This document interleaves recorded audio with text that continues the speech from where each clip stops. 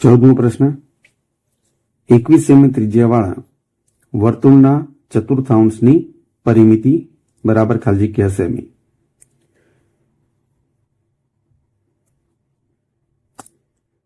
હવે આમાં સૌથી પહેલા એમ વિચારવું પડે કે ધારો કે આ 21 સેમી ત્રિજ્યાવાળું કોઈ વર્તુળ છે. હવે એનો ચતુર્થાંશ એટલે કે એના 4 સરખા જો ભાગ કરીએ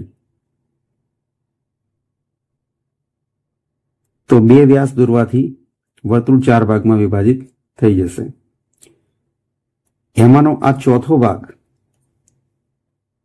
જે લઘુવૃત્તાંશ બને છે,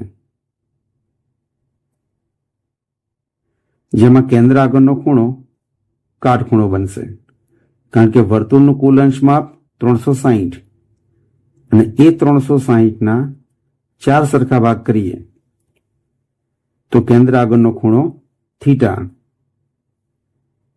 90 બનશે. અને વર્તુળની ત્રિજ્યા તો તે 21 સેમી આપેલી છે અને આ લઘુચાપની લંબાઈ L. તો આટલો જે વૃત્તાંશ બન્યો એની આપણે પરિમિતિ શોધવાની છે. તો સૂત્ર આ પ્રમાણે લખીએ: વર્તુળના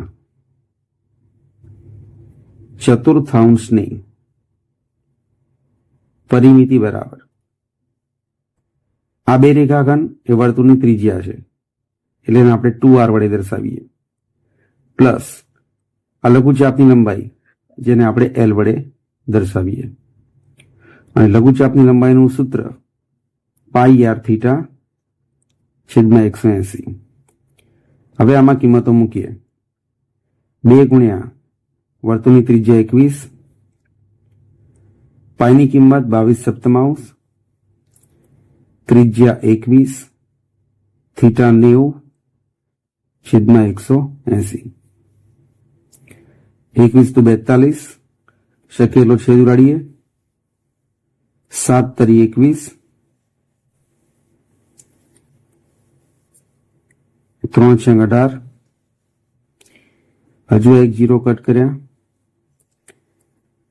3 દુ 6, 3 તરી 9 અને 2 વડે 11 દુ 22.